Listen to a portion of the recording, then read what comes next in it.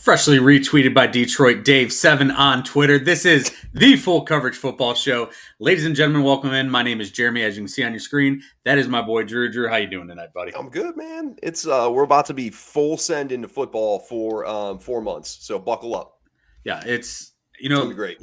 Last weekend was basically a tease. Like, we had college football Thursday, we had a game Friday, a couple games. We had some Saturday great games. We had a great game Sunday night where we saw our boy Brian Kelly take that L.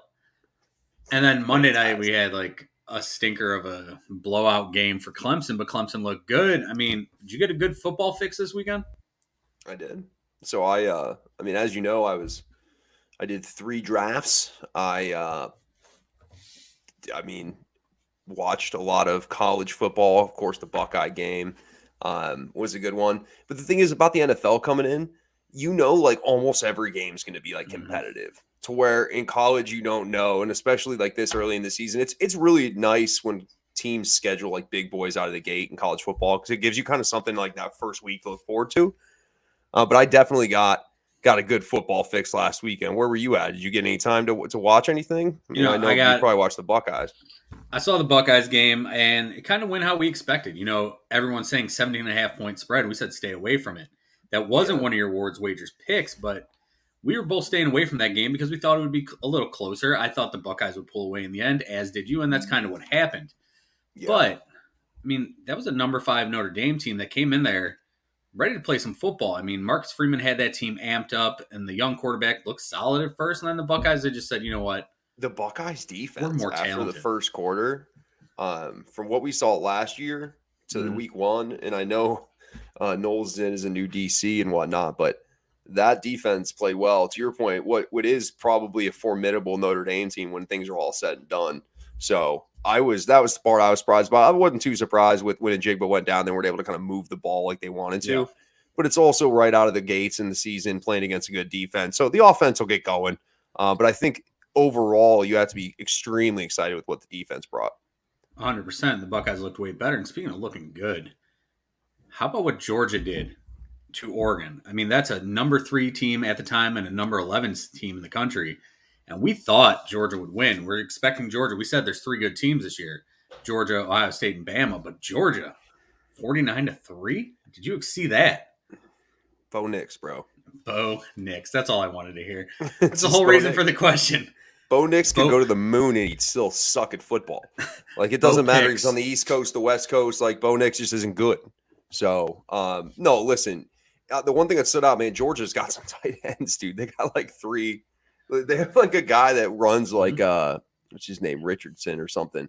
He's like 6'7" and weighs like 270 or 260. He just runs like a gazelle. And it's like they have 3. They have the best tight end in the country. Then they got these other 2 guys, one a transfer. It's like, man, those tight ends alone are a matchup nightmare no matter who they play. So yeah, Georgia, again, they're going to be good. That's a tough beatdown that Oregon took. Yeah, it'll be interesting to see what they do coming back off that. Obviously, you're not playing a team like Georgia in week 2, but definitely interesting to see what they do going forward. Bama, of course, they ran over there to whoever they played. I don't remember. It was a Utah State or someone like it was someone who wasn't going to hang now, though, don't they? It's going to be Texas. It's going to be an interesting game. We'll find out how good Quinn Ewers is and how good Texas really is right off the bat. And I mean, Texas played well last week, but it wasn't anyone. USC looked like they were kind of back for a second, but they played Rice. I mean, there was a lot of beat up games. And then you had Cincinnati and Arkansas, which is a game we talked about.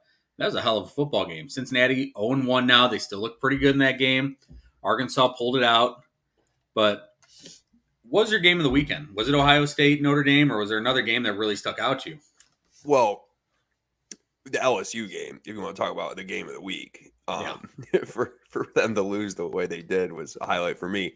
But no, watching the Ohio State game was the most fun to watch for me because the whole entire first half was ugly and low scoring, and like both teams couldn't get comfortable offensively. And that was just a good game. That reminded me of like 2 good teams, right? This isn't a 50-45 battle, which a lot of people said it could be. I think personally, I said it'd be a lot of points put up, but that one was fun to watch from the defensive perspective for an Ohio State fan, especially. The LSU Florida State game when LSU was lining up to kick that game tying extra point. The extra point. A friend of mine is a big Catholic and big Notre Dame fan. I said, there are millions of Catholics right now praying for this to be a missed kick. And if there is a God, this kick will not go through the uprights. Sure enough, blocked. You got to go to Brian church. Kelly loses. And I'm like, man, I might actually have to go to church here. But you're right. That's exactly what I was thinking. You got to attend one service at least just to kind of make sure the devil stays away from you. LSU, this is a team where you had Sean Booty, who's supposed to be the guy there. And Booty's the name, and it's a great name, and you're used to General Booty and John David Booty and all these other Booties. This is a totally different family. But this kid was supposed to be one of the top receivers in the country, and it's like Brian Kelly wanted to prove a point and say, hey, we can do things without you. You're not part of our family, or whatever he tried to say there during the press conference. But what the hell was going on there? I have no idea. Again, Brian Kelly's smartest guy in the room. Did you see the post-game press conference with Brian Kelly? No, not post-game. Like the media was kind of late. Oh, I saw that. That was yesterday's. Or was that just yesterday? Yeah, and the kid hit him back with, I'd be on time maybe if you win. Dude, that takes some balls to say. Like it does, and it's super unprofessional at the same time, but it's fucking hilarious. It was hilarious. No, listen, he's gonna have to find his way down there. I think Brian Kelly's a decent coach, right? Like he'll do okay. Yeah, good coach. It's hard to jump into an entire program like from the outside and be like successful immediately. The greatest thing about that game was Twitter after the game. Like Twitter's got the Twitter Spaces and LSU fans ready to fire him already. Like, I cannot stand Brian Kelly. It's no shock. We've said that on this show for 3 years. Yeah. Brian Kelly, decent head coach, awful human being in our opinion. Not a great dude. Yeah, I'm not ready to fire him. I mean, come on now. He was early on Notre Dame in a national championship game and in a playoff game. Mm-hmm. So in the last 7 years. So I'm not gonna hack like he's terrible. I mean, before we go any further, where you at, bud? I like that background you got going on. I just typed in forest, and this is where it took me. That's fantastic. Here I am sitting in the factory of misery, but forest is gorgeous. For those of you listening, you obviously can't see it, but it's got a nice river. Just chilling on the river here. Potentially a creek. I'm not sure how wide it is, but I don't know. Sitting by a body of water. Yeah. It could be a slight canal. I don't know the definition of this one. I was thinking, what football thing should I put up that'll go along with week 1? And then I was just like, I don't know. I think I want to put up a forest. That's right. The NFL is coming out of the forest. They are no longer lost. And we've talked some college football to get the show started. Anything else you want to talk about before we dig into our NFL preview here, bud? No. Give me NFL. Then let's get into it. So for 2 weeks, we have teased you with we would come in and start our NFL preview with the teams we thought would finish in first and the team we thought would finish in last in the division. For our entire picks, you can catch them on our Facebook page. We'll post them tomorrow. We got our whole thing going up there tomorrow. So let's start with the AFC East. Who's winning the AFC East? It's going to be Dallas. AFC East. My opinion. We're doing winners in each one? Yeah, let's do AFC East first. Okay, the Bills. Okay. I mean, can you go against the Bills? No, you can't. The Dolphins, I said they could be a surprise team. They could be this year's Bengals, but or they could suck. They could easily. Or Tua could just not be good. So I hope he's good because I kind of like Tua and watching Waddle.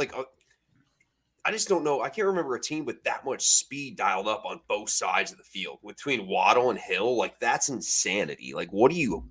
I don't even know how you play that. And then does that just make Mike Gesicki just get fed balls down the seam all day long? We hope so, but that guy was playing the third quarter of the second preseason game. What were they not seeing in Gesicki that you had him out there at that time?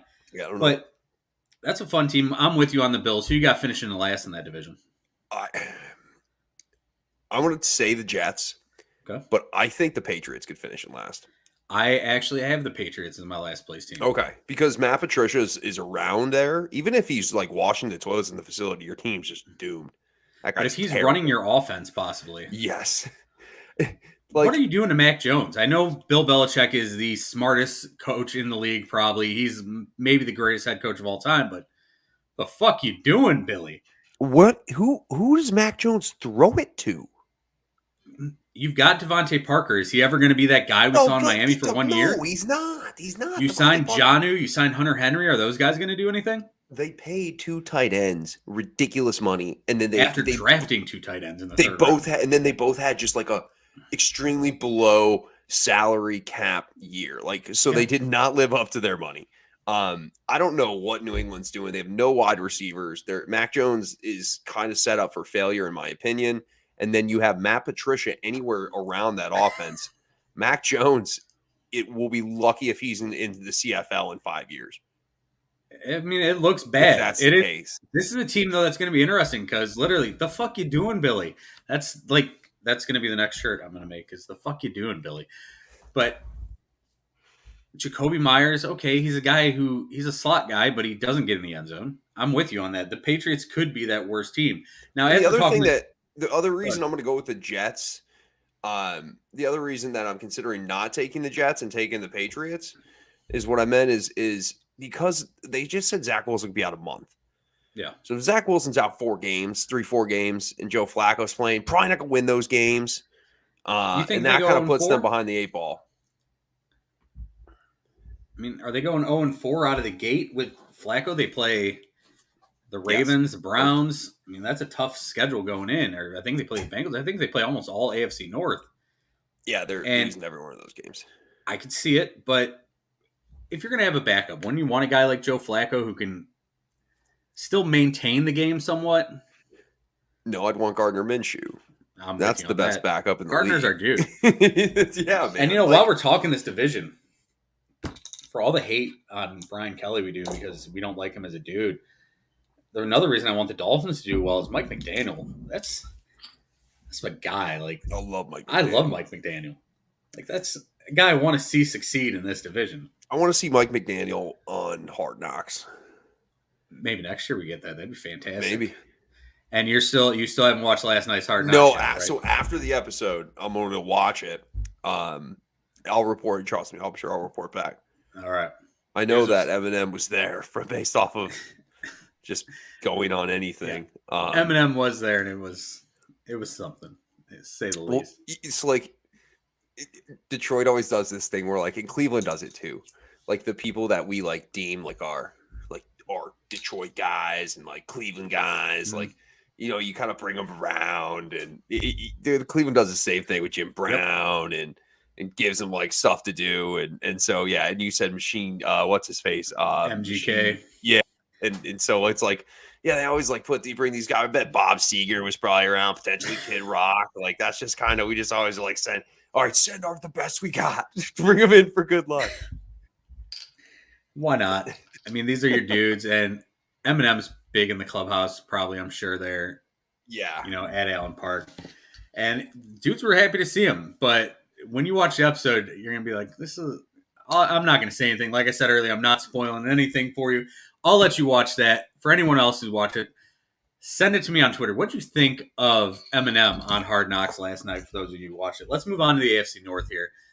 Continue on with our preview. AFC North, who you got finishing first? Cincinnati. Okay. I have them finishing second. I got the Ravens finishing first. Who's your last place team? Pittsburgh.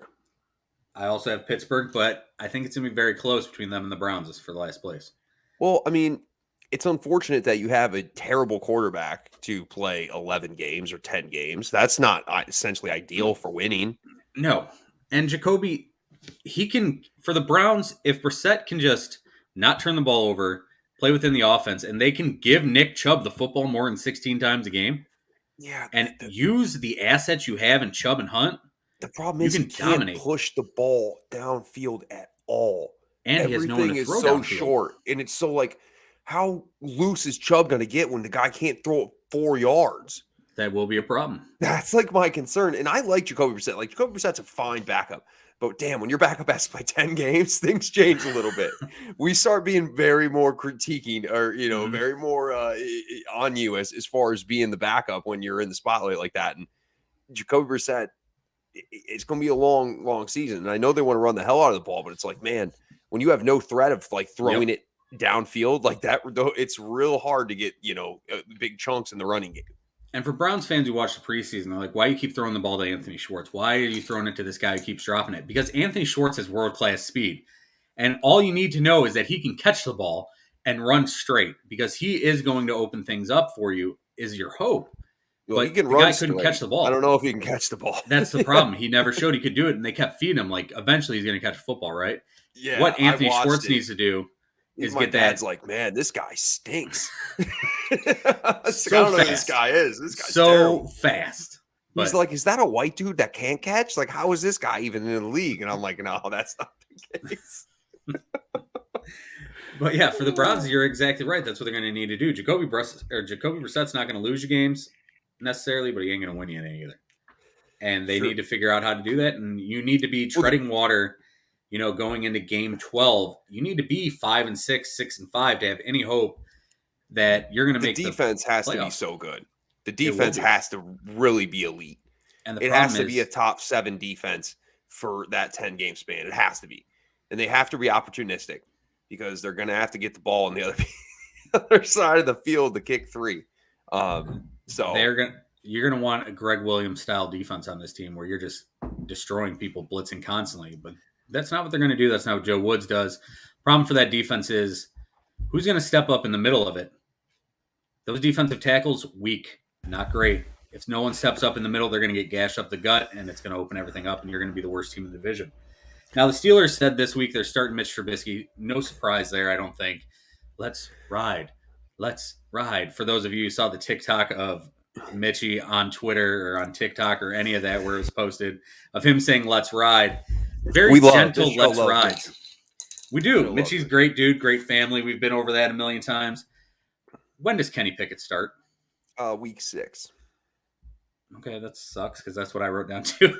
So there's no debate there. I'm going week 6 too. Okay, week 6. Yeah, we're going week 6. I don't think it's a long time for Mitchie. I think it's basically, hey, let's see what Mitchie can do. Can he keep us afloat? And then you get Pickett in there. Kenny baby hands Pickett.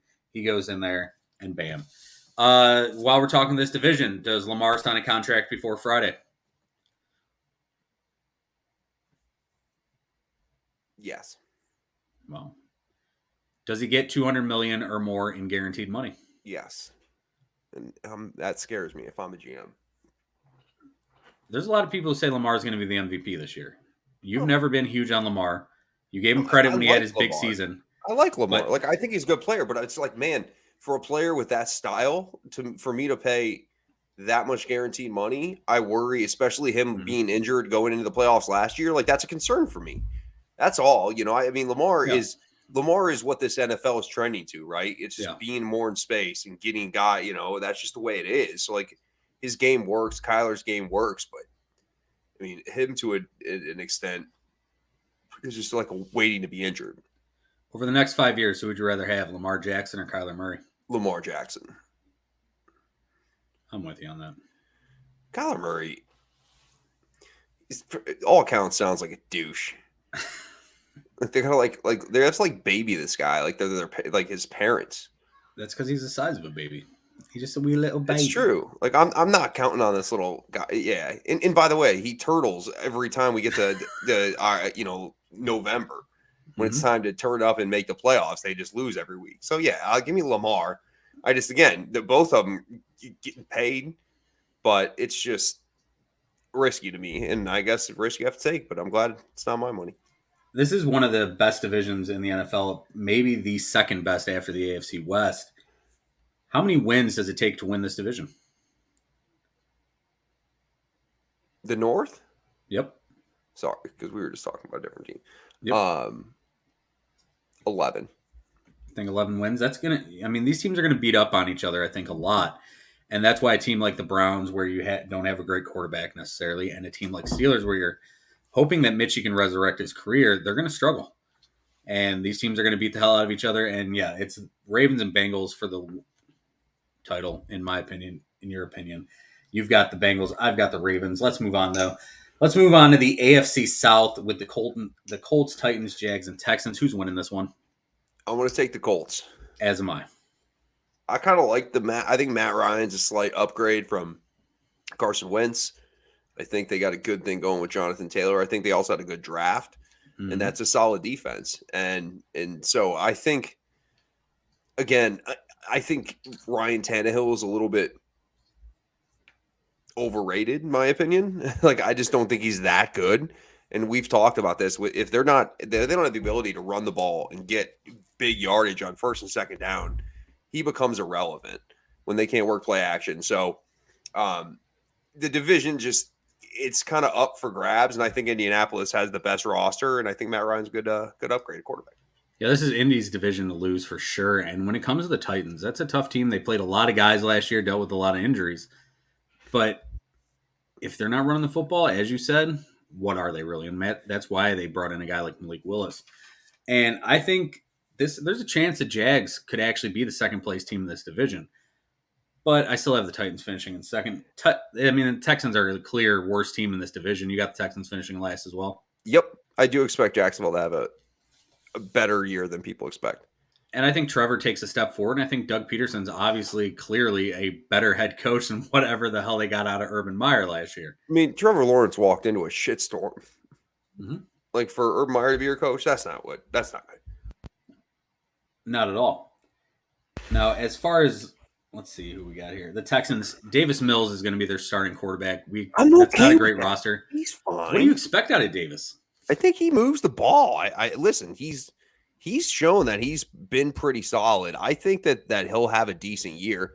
I think this is kind of like a year for him to solidify himself as a starter in the league, whether it's for Houston in the future or whether they go a different direction and try to draft, another rookie, or if they think he's the guy for the job. But I think he plays well. I do. I know Houston's not going to be great, but that's a depleted roster in general. But I expect him to kind of show the league that he's a starter in the league. I'm with you on that. I think Davis Mills can be at least a serviceable backup going forward in this league. He showed last year on this piss poor roster that he can be pretty solid. And with all the crap going around him with Deshaun still there. So for me, it's almost like he's the Gardner Minshew of this team, and Bryce Young or CJ Stroud will then become the Trevor Lawrence going into next year. And we'll see what they do with Davis Mills going forward, because I think they're going to have a 1 or 2 pick in the draft, and I think they would have to then pick one of the quarterbacks. Now let's move on to the AFC West, which is probably the best division. Maybe, I don't even know if there's a division comparable in recent history that I can think of off the top of my head that's been this loaded. Any one of these teams could finish in first. That's how good it is. And you wouldn't be shocked if they did.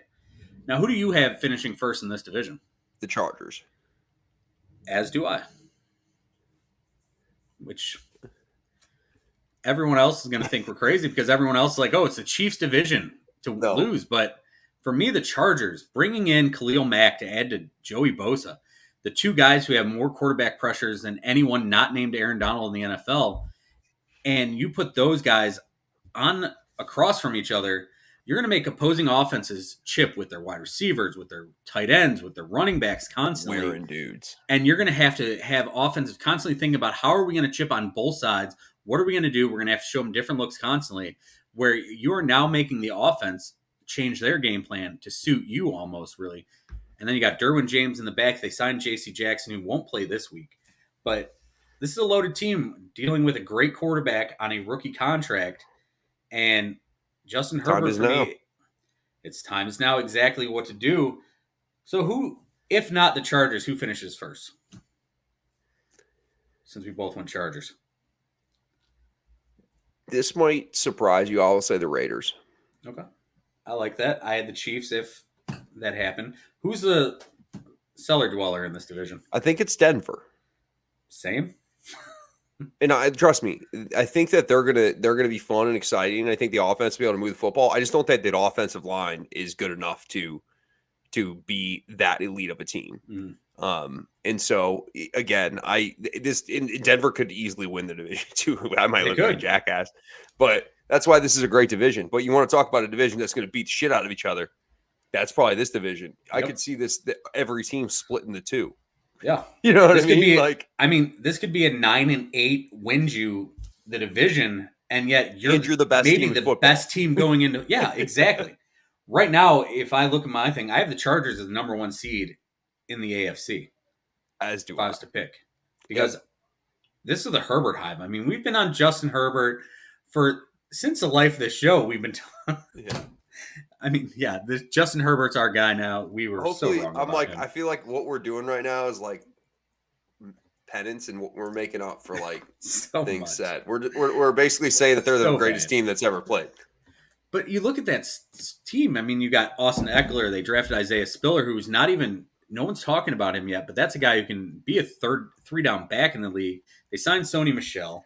You've got Mike Williams, Keenan Allen, Jalen Guyton, and then no one's talking about Josh Palmer, who's a guy who could easily go off and looks like he's one of Herbert's favorite players in practice in the preseason. I mean, this kid shows what he can do. They're loaded everywhere. This is a really good roster. The thing is their head coach and Brandon Staley not going to lose them games like he did last year. I understand being aggressive, but I think Brandon Staley cost him at least 2 games last year being overly aggressive. Well, it's analytics, bro. You hating on analytics, guys? He just trusts the analytics guys. No, I you're trust right. the Listen, numbers. but the analytics say if you fuck up so many times one season, that the next season that everything goes your way. Oh, it balances out. I see. That's what the analytics say, Jeremy. I don't know what to tell you. I mean, I think that's what we've been hoping in Cleveland and Detroit for 50 years is that the analytics would balance out in our favor. And yeah, we've had 35 bad years, so 35 good years starting right now. I can't wait till we go on our dynasty runs against each other where it's just Cleveland, Detroit Super Bowls for 30 straight goddamn years. Oh, it's going to be great. But, I mean, those are the divisions in the AFC. We both have the Chargers the number 1 seed. Who you got as number 2? So I'll take Chargers, Raiders, Chiefs, Broncos. Okay.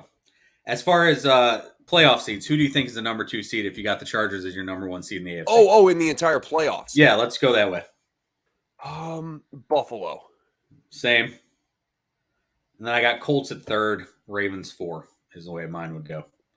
I think the Colts could easily finish with the best record because they're playing against the worst division. Yeah, and I'll say it'll essentially for me it would be Chargers at 1, Bills at 2, Cincinnati at 3, Colts at 4. Okay.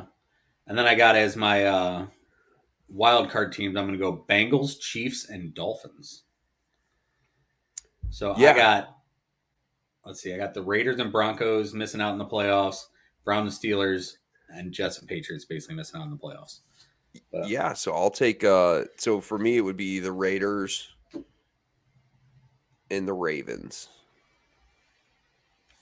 I think 3 teams from the AFC West could possibly squeeze in if they don't beat up on each other too bad. That's the thing. And they win their out of conference or out of division games. Because really, I would like to take Kansas City over one of those last couple teams, right? But you're just like, it's hard to say you could pick 3 from the same division just because you know there's going to be some sort of chaos there. So I don't know. Yeah, basically we're looking at these teams winning every single one of their out-of-division games. But with 17 games, though. It's still so weird, man. It is. The team's going 11-6. That added game, though, is beneficial to divisions like that because they get one extra game to beat up on a, non-divisional opponent. 100%. Well, let's move on to the NFC. Let's go in the NFC East. Who's your first place team in the NFC East? Dallas. The Cowboys. How about them Cowboys? I got the Eagles. I think it's going to be a battle between them and the Cowboys going in. Who you got finishing in last place in this division? I'll take the Giants. Yeah, Giants are worst team, and they should start Tyrod Taylor rather than Danny Dimes. And I like the Eagles, too. Like, I do. I think it's definitely between the Eagles and the Cowboys. And I kind of think that the Commanders could be okay. But I think this division kind of is Yeah, this division, they're going to beat up on each other. This division's kind of been for like the last 6 years. Just the division kind of sucks. The Commanders are a team that we've expected so much out of on defense. Last year they did nothing, and now we're looking at Chase Young, who re-injured his ACL at a Von Miller camp. This year? And yes, and he's going to miss possibly the first 4, maybe more. So he tweaked it. I don't know the extent of it. I haven't got all into that. But at Von Miller's pass rushing camp, he was probably not supposed to push himself as hard as he did. And he's going to be out for a little bit. So that team, their defense loaded. you look at them on offense, they've got Antonio Gibson, you've got Curtis Samuel, you've got Scary Terry, Logan Thomas, who came on pretty well as a tight end. I mean, a piece, maybe not a great tight end, but a serviceable, solid player. And now you've got Carson Wentz back there. Are you expecting Carson to ever get back to some resemblance of the guy who was nearly an MVP in Philly? None. Or is this the Carson Wentz that we saw last year, the best Carson Wentz we're going to get? It might be, just because this is a worse situation, right? Yeah. He's being thrown into a worse situation. Like, listen, I love Terry McLaurin. I took him super early yesterday, or Monday rather, in my draft, because I think that he's like the Nuke Hopkins. Like, really, no matter who's playing quarterback, he's going to get his, which is pretty incredible because some of these guys are so terrible. But to me, I just don't see it. I think his confidence is kind of crushed too, right? Like, he's makes terrible turnovers, but he's kind of afraid to push the ball down the field, as you saw with his turnover numbers last year. We talk about how many boneheaded plays he made, but his turnover number isn't like astounding. It's just he was extremely conservative with the ball. So for me, I think they're going to be okay. I think they can win 6 games, 7 games, maybe at most. But yeah, I don't expect Carson Wentz to be much. Cowboys won a playoff game this year? No. Okay. I'm with you on that. Let's move on to the NFC North, a division Drew holds very dear to his heart, as you can tell by the beautiful Old English D on his best logo in sports on his sweatshirt there. And your Detroit guy, Detroit Dave 7, your Twitter handle. The Lions winning this division? No, I don't think that. I think the Lions potentially could win this division. Okay, this year. Yeah, this year. Okay. I don't think they will. I'm going to pick the Packers, but to act like losing Devontae Adams and all the things the Packers have going on, to think that they're some runaway favorite in the division just because the Lions have been the Lions forever, and like they're a vulnerable team in my opinion. And so, trust me, I know it's crazy to think the Lions can win a division. I would never pick that because that sounds ridiculous. But I do think that they'll finish second in the division. I also have them finishing second. I have the Packers winning the division.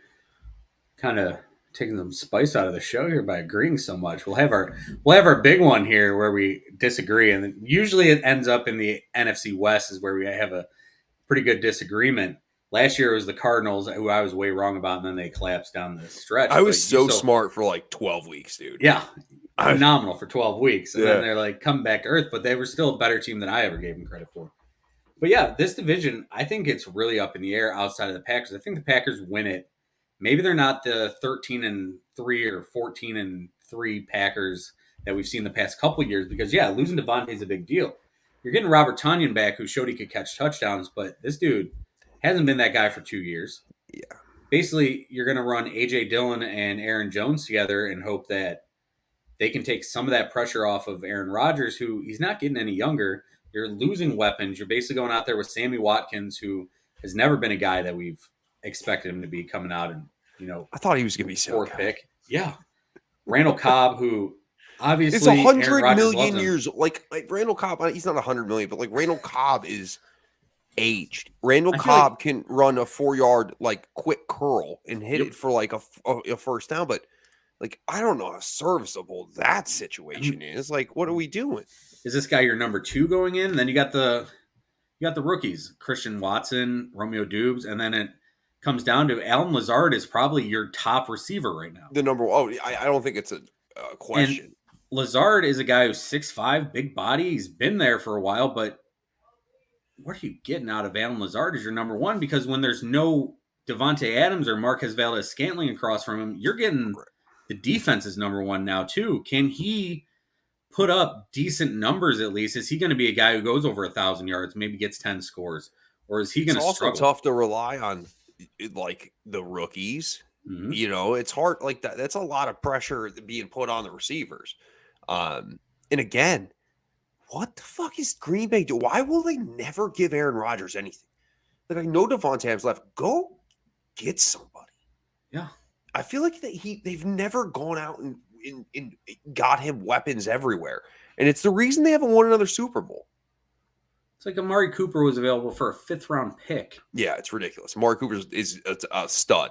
I'll tell you He that. is. It's a stud. And he's going to struggle this year because he's got no one playing across from him. He's got Allen Lazard issues just like that. Except Amari Cooper's far better than Lazard has ever been. But the Packers, how many games do they win to get into the playoffs and in this division? 11. 11? That sounds about right. I got them between 10 and 12, so 11 would work. And other teams in this division, the Vikings, that's new Kevin O'Connell going in. What's this team going to be? Are they going to still air the ball out like they've been? Is Kirk going to put up numbers? KJ Osborne going to step up? Are we going to see someone outside of Thielen and Jefferson and Cook start doing something in that offense? Just so everybody knows, I made a real drunk case for KJ Osborne at the fantasy football draft on Sunday. Really was fighting strongly for KJ Osborne. With that being said, I think they're a decent team. Minnesota has been able to move the ball. I mean, Justin Jefferson is a top 3 wide out in the league. And so they have weapons. I mean, Dalvin Cook has been dinged up in the past. I think that they're a solid team. I think that they can win 8 games, 9 games. But I do think they'll be my prediction for them would be 7 wins. That's where I'm going. I got, 7 to 8 wins for the next 2 teams in this division. I think the Lions and Vikings are going to flip-flop second and third, probably between 7 and 8 wins.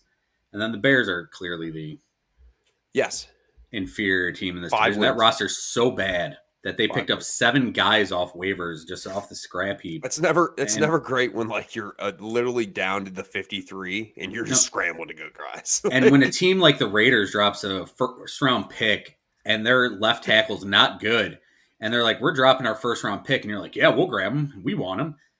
And Alex Leatherwood, if you're going to put him out there and you're going to start him, Justin Fields is going to be running for his life. Does Justin Fields take a step forward at least now that he's out under Matt Nagy? He'll take a step forward because they'll use him a little bit better. But again, it's not going to be a monumental step. It's not going to be a step that's going to all of a sudden win them 8-10 games.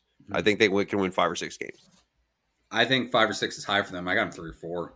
But this is an easy division for the Packers, really, because you got teams who are learning to win or learning to work together. The Vikings are, their closest competition as far as proven. For the Lions, it's a team that I think they're building something. They're building a culture there. And I think the Lions will be significantly better than they were last year. And they won 3 games last year. I think the Lions can win 8 games. They were in every game last year. It's really going to be, are they going to take that step forward and stop kicking themselves in the nuts? I agree. Now let's move on to the NFC South, where I got the Buccaneers finishing first in this division. Stop kicking me in the nuts, Lions. You're kicking me in the nuts. Dude, even the first preseason game of the year, they had to lose in a heartbreaking fashion. But yeah, that's just the shit you get from our awful teams. I got the Buccaneers finishing first. I can't really make an argument for any of the other teams. I mean, you could talk to me about New Orleans, but man, are we trusting the quarterback situation? I mean, Jameis was 5-2 when he was a starter, but that was with Sean Payton. This team is a wild card because that defense, we know the defense is solid and their coordinator took over as a head coach, but what's the offense going to do? And for the Buccaneers, Tom Brady, coming back 45 years old, comes back after, being gone for 11 days, looks like a totally different person. Leave the man alone. Why can't everybody leave the guy alone after the 11? Tom Brady is 7 Super Bowl rings. If he wants to take 11 days, he could go take. He shouldn't even show up for preseason or training camp. I'm with you, but I'll see you on week 1.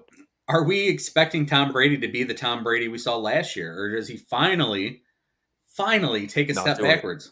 Not doing it. I'm not doing it. You're not going to talk me into doing that. Not going to do it. You're saying that a 45-year-old quarterback, is going to. No. I'm not saying that. I'm saying Tom Brady. Not just a 45-year-old. Tom Brady had a 45-year-old quarterback. I'm not going to. I said 5 years ago that he's this is the year. And then I'm not going to do that ever again. When he has a shitty year, then let me look like the ass that I said he was going to have a good year. It's not going to be the other way around. Bravo to you for just manning up and giving that answer, because there are talking heads out there like the jackasses we see on Fox Sports and ESPN who are just want to get their name out there or get viral by saying Brady's going to fall down or Brady's struggling because something him and Giselle, whatever's going on in that man's life, once he gets that chin strap buckled and gets on that playing field, that guy's 100% football. And, I can't say anything about Brady, and trust me, I would love to. But dude is the GOAT, and until he proves otherwise, he will remain so.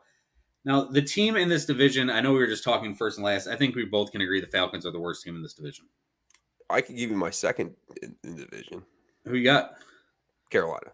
Yeah, Carolina and New Orleans, I think, could be vice versa. But for me, it's Falcons and last. Baker, all day, Baker. Baker has a chance. He's going to be good. He's going to be just fine. He has a chance to be very good because most people don't even remember how good this defense was for Carolina Christian last McCaffrey to Baker is going to be so elite. Because I think, again, I'm still one that holds the judgment that the Browns were dicked over Baker. And so because of that, Baker, I'm going to root for Baker. Listen, I'm going to root for Baker too, but I think Baker, his biggest issue, and we can go back and forth on this all day, and we have for a lot of the offseason when we did talk about it, is that Baker's still his own worst enemy, and the fact that he didn't improve what he needed to improve coming in, which was he still searches for the big play when the clear play is there and costs his team in that manner. I get that, but would you rather have Baker Mayfield for 10 games or Jacoby Brissett? Oh, I'd rather have Baker Mayfield, and that wasn't an option. Maybe it was. I don't think it was ever an option because I don't think it would have been right for the Browns to do it to Baker. And Baker, if he goes out there and he balls out for 10 games, you are completely screwing yourself as a franchise. And everyone can say, oh, they could have kept Baker. But if Baker goes out there and he's got 30 touchdowns and 2 picks through 10 games, and then this guy you paid $230 million to, guaranteed, comes back, you just run the Jim Harbaugh 2 quarterback system. You just run the 2 quarterback. And you say 1 week is Deshaun's week. And by the way, I'm just bullshitting this entire scenario just to piss you off. But we can move on. I do think Carolina. I think that the Falcons will finish in last. I do think that Marcus Mariota will eventually get injured. I know that's kind of fucked up, but I actually do think the Falcons could be okay. I think there's weapons. I mean, Kyle Pitts is going to have a big year, and we've seen over time Marcus Mariota loves tight ends. So he does. I mean, how many games does Mariota really start? Are we expecting him to be the full-time guy, or does he get hurt game 2 and then they're just like Desmond Ridder time? I mean, if he's healthy for the full season, Marcus Mariota will play every game. Okay. But I think, again, I'll say week 8 in Atlanta. I don't think that one's as quick. Because it's tough. I mean, you're like pulling a dude in Marcus Mariota saying he's not playing well, but your roster kind of sucks. They do. So it's like you're kind of, I don't know. And it's also not a first-round pick. You're looking at a guy who's a third-rounder, basically. Right. And Desmond Ridder's not good. He's not that good. It's interesting to see what Ritter's actually going to be because he's mediocre as hell. I mean, why not? I can't argue that. He'll become Bo Nix in the NFL. I don't think it'll be that bad. We got to leave Bo Picks alone. That man's got a family. No, but his family left. They disowned his ass. I mean, too many picks. Staying in this division with the Panthers, I'm with you that they could be the surprise team because that defense was a number 2 overall defense for a lot of last year. And basically, if you get a healthy Christian McCaffrey, for all the people hating on McCaffrey saying he's injury prone, this dude played like 3 straight seasons without an injury, and then the last 2 years he's had nagging injuries. And they beat him up. Every single person in the entire league knows Christian McCaffrey's getting the ball, and they cannot stop Christian McCaffrey. Yeah. When Christian McCaffrey plays, he dominates every time he plays. So it's like, yeah, he's been nicked up 2 years in a row, but like a healthy Christian McCaffrey is still the most dynamic player in the league. 100%. Because he's as good a receiver as he is a running back, and he's a top of the league running back. Yep.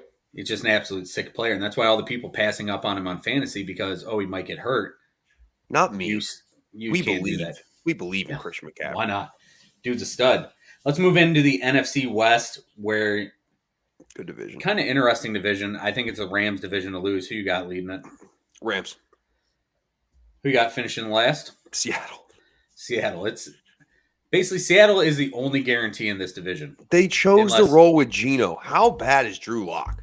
But Drew Lock was he got COVID and then he just Drew locked What? himself out of the Whatever, starting dude. job. And Listen, they're okay. See, somebody was trying to make this argument to me the other night. Geno Smith's been in the league like 8 years. Okay. I don't care if the man caught the plague. If he can play week 1 with you play Drew Lock. Drew Lock must be that terrible. You don't lose a job to Geno Smith. And the fact that they didn't go get Jimmy Garoppolo for like a 5th rounder at the time just makes no sense at all to me. It just tells you they're tanking. Tells you Pete Carroll's going in. He's going to retire after the year. My opinion, hot take. Pete Carroll gone. I'm with you. Why not? I mean, He people don't realize he is the oldest coach in the league. Mm-hmm. He's a young-looking 102, but he's old as shit. But yeah, this team, I mean, you got Rashad Penny back there who struggled with injuries, and you're basically putting him back there with a terrible offensive line. He's going to see 11 guys in the box most times. You've still got DK Metcalf and Tyler Lockett, but Geno Smith, we've expected him to do something forever. Remember when this guy and Tavon Austin were supposed to be the dynamic guys coming out? I mean, that West Virginia team was putting up 70 points. That's all. You're just giving us a tease? Yeah. We can't go too much further. Country road. Thanks for coming out, everybody. This is the Rams. I mean, it's the Rams division. To lose. Everything remember Kevin White? Yeah. Kevin White? Wasn't he on that team? He might have been. Well, I think he was. I think him and Josh Gordon still playing their rookie years in the NFL. Yeah. It's off the field so much. It's like, man, I thought Kevin White was going to be so good. Listen, West Virginia's had some fun ones. Yeah. Well, we'll have a good sad. West Virginia. How did we get on the 2013 West Virginia? Yeah. But the Rams division to lose. They are the Super Bowl champions. It is going to be interesting, though. Do we trust their full roster? Like, they've got a lot of really good pieces, especially on the offensive side of the ball. But you're going in where you just lost Andrew Whitworth, and you got Joseph Noteboom, who he's not proven. He's got 87 snaps at left tackle. And this guy goes game 1 against Von Miller. I mean, are we trusting this offensive line to keep staff upright? Or is it just we trust 9, dude. We trust just Stafford. So many weapons that he's going to get the ball out quick and you're not going to worry about it? Yep. And you know what's going to come tomorrow night? The Allen Robinson train. Choo-choo. Allen Robinson finally getting a quarterback. Allen Robinson's like, dude, I finally have a quarterback. It's going to be unbelievable. Big. I mean, Matt Stafford's going to have a big year. I think, losing Whitworth's huge, and you know how important the left tackle position is. But if it's that big of a deal, they'll go out and acquire somebody with all the picks that they've accumulated. Fuck them picks. But I mean, look at the defense, and they did bring back the kid they got from the Browns. It'll pop in my head in a little bit here. But the defense, you've got a guy who was a rookie last year in Edward Jones playing next to Bobby Wagner, who they brought in. Bobby Wagner, great piece. You got Aaron Donald, you got Leonard Floyd, you got Jalen Ramsey, but Jalen Ramsey playing that star position, is that defense going to be good enough to get him back to the Super Bowl? Yeah, they're going to give a lot of yardage, but I think they'll be opportunistic. I think they got a lot of guys that go, it's kind of the Jalen Ramsey MO, right? They're going to give up yardage, but they're going to try to turn the ball over. I think they have enough. Listen, Trey Lance, year 1. I know it's not year 1, so don't kill me because of that. It's year 1. It's year 1 starting. You're right. Year 1, him getting the pigskin. He could really be the breakout player of the year, right? But San Francisco is going to go as he goes. And I think also at this point, you can't rip him out for Jimmy Garoppolo just because he's playing bad. No, you have to play him now. It's the interesting thing with them keeping Jimmy G there. Like, you've got a lot of veteran players. If they start out 0-5 and Trey Lance looks terrible, and these vets come up and they're like, we can win football games, give us Jimmy. Yeah. It's tough because they can't pull the plug, dude. Like they have to be committed at this point to Trey Lance because it's like you have to figure out what he is, and if he sucks, you move on. But Jimmy Garoppolo is also not the long-term answer. No, I'm 100% with you. And you gave up a lot of picks to get him, and this your guy. And who's really the last quarterback to struggle under Kyle Shanahan? Oh, Trey Lance is going to be just fine. I think Kyle Shanahan's a genius. He is. Can't argue that. And then Arizona, like again, Arizona's not going to get off to the start they got off last year. And for me, I want to see them prove it down the stretch, and they just haven't. And the corner, so for me, it's for sure the Rams division will lose. Yeah, the corner I was thinking of Troy Hill, who the Browns acquired from LA, and then they traded him back to LA. I think that's a big pickup for them, honestly, because you can actually take him back. He's a solid nickel corner. We don't need him anymore. Appreciate you sending him out there. Yeah, we got MJ Emerson now, and it was also Ernest Jones. I said Edward Jones because I was thinking Rams playing in the Edward Jones Dome back when they were in St. Louis, who got robbed of a football team. Let's be honest. St. Louis is a good city. Now, before we get out of this division, the Cardinals, you brought them up. They're going to be the team that's going to be on Hard Knocks in season, which I didn't watch any of that last year, and I wish I would have. I watched a little bit when it was the Colts. But the crazy thing for me is you go from the Lions, who anybody who's watched Hard Knocks and the people running the Lions, you've seen them. You've seen, I mean, that's just a team you want to root for.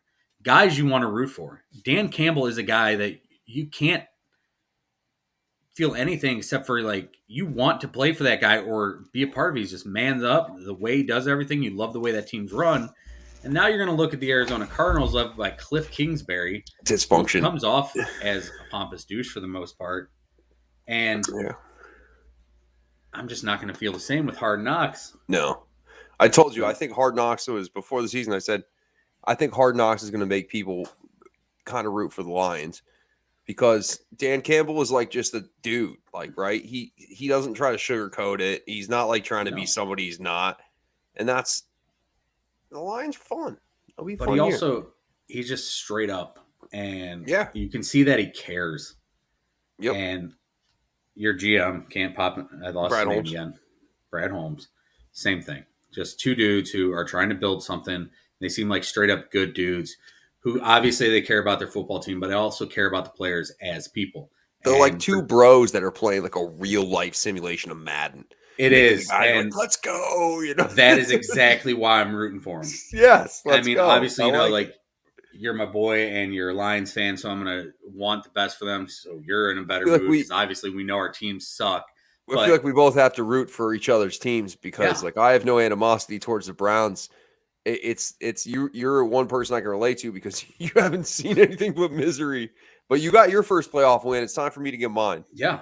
And I think it's coming because anybody who's watched Hard Knocks knows they're building something there and they're just a few pieces away. And they may not win 6 games this year. It could go that way. But that is a team that you know is actually building a culture and guys buying in and players like Jamal Williams and some of these rookies they brought in who are just buying in and believing in the squad. Going to be interesting. And then you're getting replaced by the Kyler Murray story, Nuke Hopkins coming off suspension for PEDs.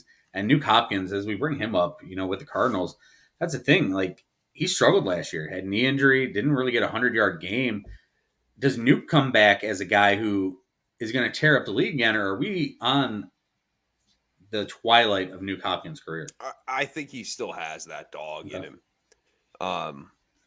And for 6 weeks, he's going to be making sure his ass is ready to roll. So I expect him to come back and play really well. Again, he was probably the most underrated wide receiver in the league for the last 5 years and probably the best wide receiver in the league. 100%. So I mean, I expect him to come back and play good. And Kyler Murray just also has to be better getting the ball. And does James Conner have that crazy year like he did last year? Does he come back to earth? He comes back to earth. James Conner looked really, really good last year. He looked really quick. He looked way faster than he did when he played for Pittsburgh. Yep. And he always found the end zone. Always found the end zone. Yep. So there's our division previews. Let's get into who you got in the AFC title game. The AFC, the Bills, and the Chargers. And who do you have winning that game? The Bills. I've got the Chargers winning that game. I've got the same exact group. NFC title game. Who you got? This one's tough, right? This one's tough. So I'm going to take the Rams again. Okay. And then I'll take the Buccaneers. For some crazy reason, I wrote Cowboys at Rams for the NFC title. I took the Rams. So I've got an all LA Super Bowl Rams at Chargers. You got the Rams Bills? Or Yes. you got, okay. Rams Bills. And who wins the game? Nobody circles the wagons like them. Okay, I'd love to see that. It'd be nice to see Buffalo finally get over the hump. You think the Rams go? Oh, go ahead. Chargers. I got the Chargers winning it all. And China, expect my Justin Herbert order very soon, because Big Daddy's down below 300 pounds finally and can almost squeeze into one of your Chinese football jerseys. So there we go. All right, let's get into so we got our winners. We're both taking an AFC team winning it. We both got the Rams coming out of the NFC. Who's your MVP? Josh Allen. Justin Herbert. Basically our guys who are winning the game. I mean, I consider taking Staff, actually. I thought about taking Aaron Rodgers again, because if that team can get back to the playoffs, win 11, 12 games, how can you not give it to him, considering what he's got to throw to, really? But I went with Justin Herbert. All right, who's your offensive rookie of the year?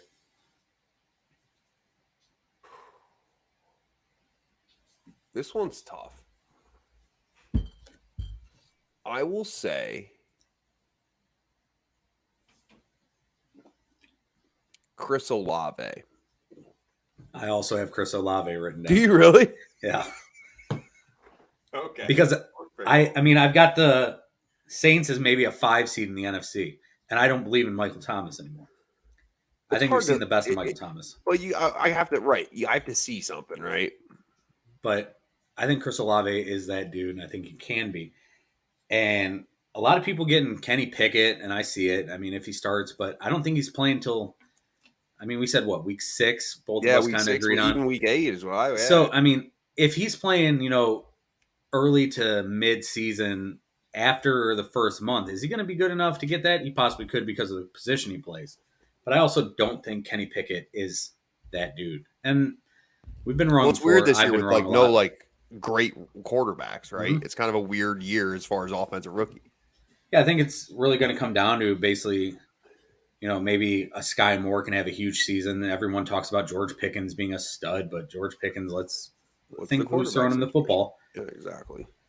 And you got the Jets twins with Breece Hall possibly, and Garrett Wilson. They could pull it off. It could also be somebody we're not expecting. We'll see. But I like Chris Olave. Who's your defensive rookie of the year? Aiden Hutchinson. I like that pick. I went with Sauce Gardner, because I think a lot of people are going to test him early. I think he's going to get the picks, and I think that's a big thing for people as far as that. Defensive player of the year, I'm just sticking with Aaron Donald, because there's nobody better in football. Yeah. And until someone proves it, Myles Garrett, I'm talking to you. Step up. I agree. Then it's Aaron Donald. Yep. Now, coach of the year. Who do you got for your coach of the year? Brandon Staley. I got Dan Campbell. Dan Campbell. Brandon Staley would make sense, considering I got the Chargers being the number 1 seed and winning the Super Bowl. But I think Dan Campbell can push that team with way less talent than what the Chargers have. I feel like if Dan Campbell wins 8 or 9 games, then it's a decent case to make. Yeah. Plus, he's building on an empty cupboard of what they had, and culture-wise, Patricia, you scumbag. Bob Quinn, I hope you don't sleep well at night. I mean, especially given hope you got bed bugs and shit. Cincinnati, possibly the number 1 town for bed bugs, per something I saw on Twitter today, by the way. So if you're on Tinder and you're swiping girls on Cincinnati, stay out of their beds. Yeah. But yeah, I mean, that's basically our preview here. You ready to pick some games? Yeah, let's do it. Let's get into our games here. This is weird. It's 8:30. We're an hour into the show. I like this 7:30 start. Kind of digging it. Are we just going to do rapid fire? Let's just do rapid fire. You know what? We've already talked enough about them. We have. Let me pull out the games. Let me make sure I got time to write them down. So last week, I went 2-1. As usual, I'm jumping out to the early lead, which, don't worry, by week 13, I'll blow a 30-game lead to Drew. So let's go. The game of the week is our first game, and this is going to be a fun one. This is Buffalo traveling to SoFi, where they face the defending Super Bowl champions. Who's winning? Give me the Bills. You got the Bills. I want to take the Bills in this, but just for argument's sake, give me the Rams. It's going to be a fun game. Let's see what Joseph Noteboom does against Von Miller, and the fact that there's dude, Buffalo outside, they're going to struggle, but they got to get a 4-man rush. If they get a 4-man rush on staff, Buffalo destroys this game. New Orleans Saints at Atlanta Falcons. Saints. Saints, same here. This could be a fun game. They're all going to be fun games. And remember, this Sunday, this is the first game we got on Sunday. We're going to get to hear as I slur through that because I'm so excited about it. 7 hours of commercial-free football. Oh, man. Nine 1 o'clock games, dude. 9 1 o'clock games. Coming up next on the docket, Cleveland Browns travel to Carolina to face Baker Unleashed. Who you got? Carolina. Think this is going to be a close game, or you think Carolina blows them out?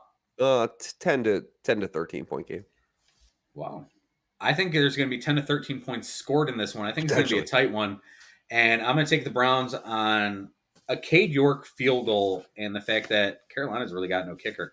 So Baker apparently goes places where there are no kickers. San Francisco 49ers traveling to Soldier Field to face the Chicago Bears. Who you got? The Niners. Niners as well. But I would love to see Justin Fields step up and have a really good football game here.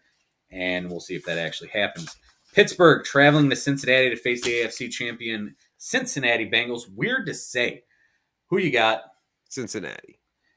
You're not taking Mitchie in the upset? I'm not. Sorry, Mitchie. Does Mitchie throw for 200 yards? Yes. Okay. So all of you, there's a free Ward's wager on Drew right there. Philadelphia Eagles traveling to Ford Field to face the Detroit Lions and all of their grit. Who wins this one? Philadelphia. I am also going to take the Eagles, even though we both talked up to the Lions a lot. Philadelphia, I think they're a really good football team, and give us a few games before Detroit really gets feeling. Jalen Hurts is good. A problem. He is. It's hard to defend Jalen Hurts. Props to him for becoming the quarterback he has, because I did not see him being a starter in this league. I thought he could be a guy who could play in the league, but he's been a very good, way better than average quarterback in the league so far. Indianapolis Colts traveling to Energy Stadium in Houston to face Davis Mills and the Houston Texans, led by Lovie Smith, which is, what the fuck year is this? That job. I'll take the Colts in that one. Give me the Colts in this one. And if there's going to be an upset, I think this could be it. Because the Colts love to lose games they should win. New England Patriots and Bill Belichick, and all 200 and some wins of his coaching career, traveling to Hard Rock Stadium in South Beach, taking their talents to South Beach, to face Mike McDaniel and his 0 career coaching wins. Who wins this one? I'll take the Dolphins. I want to take the Dolphins as well. And I think I'm going to take the Dolphins, but this game, we're going to get to see exactly what you doing, Billy. We're going to get to see what Billy's doing. Exactly. Mac Jones had a pretty damn good rookie year, 22 touchdowns, 13 picks, 3,800 yards. And they're like, you know what? Next year, you're on your own, pal. Yeah, Baltimore Ravens traveling to MetLife to face their former Super Bowl winning quarterback and Joe Flacco. Baltimore. Give us the Ratbirds in this one. Are you expecting this one to be close, or you think no, the Ratbirds just blow them out? Halftime, it's over. I mean, Robert Saleh, does he make it to 2023 as the head coach? Yes, because you got to give the man 3 years. You would think, but the NFL, they're a weird place. I agree with that. And I think Joe Douglas has done an excellent job drafting there. So I think they are building on something. It all depends on Zach Wilson coming back week 4. Jacksonville Jaguars traveled to the Commanders there at FedEx Field in hopes that Daniel Snyder will give them some of the ticket money, which no one talks about. Funny how that all went away. But, Jacksonville at Washington. Who you got? You mean Jacksonville. The Jags ruin the Commanders. The Commies get destroyed. The good old Commies. Carson Wentz throws, let's say, over under 2 picks. Under. Kansas City Chiefs traveling to Arizona for, I believe this is our first 425 game. Let me double check. Yep. Our first 425 game here. They're traveling to State Farm Stadium to face the Arizona Cardinals, led by Cliff Kingsbury and the previously mentioned Kyler and James Conner. Who you got, Chiefs or Cards? Give me Arizona. Give you Arizona, and I will take Kansas City. And I think this could be a fun game, and I want to see exactly what the Chiefs are going to be. What is Marquez Valdez-Scantling? What is Sky Moore, Juju? Clyde Edwards-Helaire ever going to be the guy we thought he was after like 2 games? No. We'll find out. He's not. A super fun game for the 4 o'clock slate. The Raiders traveling to SoFi, so we got 2 SoFi games this week, to face the Chargers. All right, we'll take the Chargers. I will also take the Chargers, but I think this is going to be it's a great game. A fun game. And Josh McDaniels, Brandon Staley, 2 dudes from Northeast Ohio battling it out. 2 guys from East Ohio. John Carroll backgrounds. Crazy to think. 2 dudes from John Carroll in the NFL. All right, next up, we go to the NFC North, the Norris Division, where the Green Bay Packers travel to U.S. Bank Stadium to face the Minnesota Vikings. Who you got? Give me Minnesota. Taking Minnesota to put the Packers 0-1. Yep. I'm going to take the Packers. I think this could be a tighter game than most expect, 20-17. But Kevin O'Connell, first coaching game. We'll see how he does. And what are we getting out of Kirk this year? And hey, Dalvin, are you ever going to face any suspension for the fact that you had a domestic violence issue at your house at one point? Did you forget about that one too? He's good. But supposedly he also got beat up in that thing by the woman, so who the hell knows? And here is an interesting game. New York Giants at Tennessee at Nissan Stadium. Danny Dimes, led by Brian Daboll. Giants got a chance to win this one, or is this going to be a blowout? I don't think it's going to be a blowout, but I don't think they have a chance to win it either. I think Titans win by 10. I was thinking 2010. I like the way you think. Moving on to our next game, we are going to the Sunday night game. Tampa Bay traveling to Dallas. I believe last year they opened up against each other. Tommy threw for 4 touchdowns. Antonio Brown had 120 receiving yards, and it was a 31-29 super fun game when Dak came back from his injury to play his first regular season game. Who you got, Tampa or Dallas? I'll take Dallas. Man, I was thinking about taking Dallas, and you can take. We have enough different games at this point. I know, but yourself down. I was torn on this one, and I was teetering, and I'm like, if he takes Dallas, I'm going to have to go Tampa. But man, this is tough. This is Todd Bowles' first game as their head coach. Does he do anything different? I mean, what are we expecting from Jason Peters as a left tackle there in Dallas right now? I mean, I to be honest with you, he'll be just fine. Jason Peters knows what he's doing. Shaq Barrett going at him game 1. I mean, this is an interesting game. Is Julio Jones going to make a difference in Tampa? I hope so. I'm not sure, but I hope so. You know what? I'm taking Tampa Bay, and I think Julio Jones catches 2 touchdowns. All right. Throw that randomness out there. Our second quarterback facing his former team in week 1. This is Russ traveling back to Lumen Field to face the 12s. And he's going to face the Seattle Seahawks as well, and a team that supposedly did him dirty in his eyes, if you read the ESPN report that came out earlier today, where it just makes him seem like such a whiny slut. But, I mean, you listen to, they looked at other quarterbacks. Boo-hoo, it was the same shit Baker got all sad about. This is the NFL, kids. If they're not looking for someone to replace you, then they ain't doing their jobs. Just play better. And Russ did great. Russ led this team to a lot of stuff. Russ is probably the best quarterback in Seahawks history. And that was a 3rd-round pick who started over a guy they paid a lot of money to in Matt Flynn when he came in and won them a Super Bowl. Who you got, Denver or Seattle?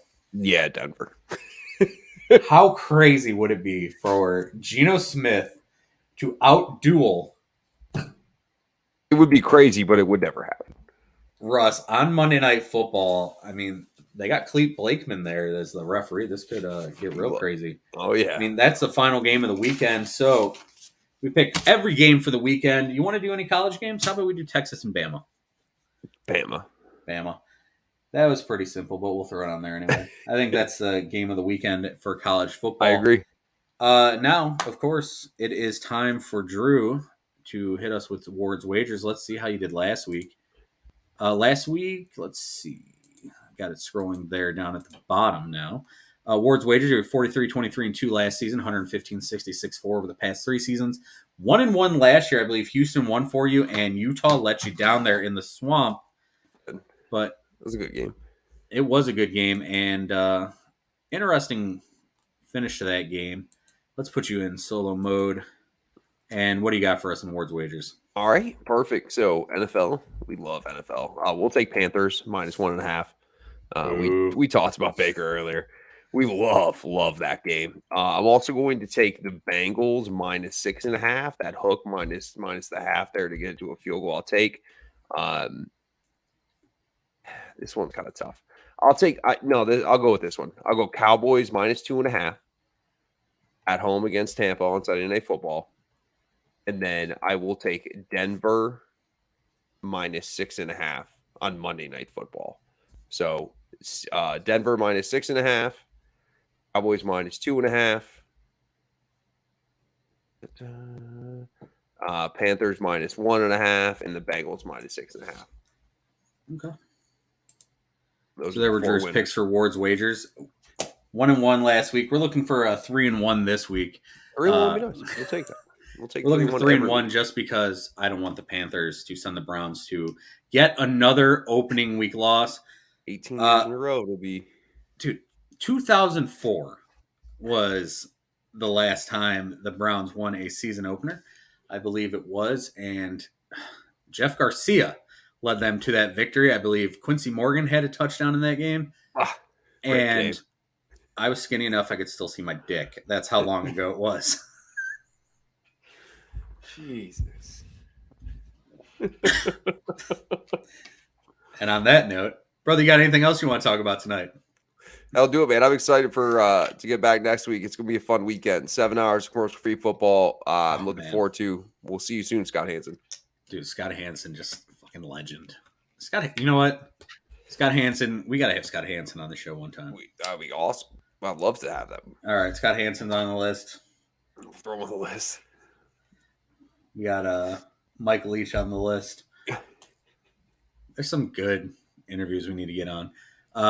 Yeah, with that, I think we're good for the night. I thank you all for listening. Tomorrow, expect on our Facebook page our predictions. We'll post them up there so you can get our full division picks and all that. And enjoy weekend. Have a great weekend. Brother, you got anything good going on this weekend? A funeral and I said football. Good, bud. Oh yeah, just football then on Sunday. And sorry for your loss. Whatever. Shit. How do we end this show with me talking about the funeral for my dick because my gut's too big and you talking about an actual funeral? But yeah, what an ending to a fantastic show. A lot of fun, brother. But enjoy the football and see you next week. Weekend. Absolutely. Kids, thanks for watching. Remember, as always, if you live the life you love the life to live. Night, kids.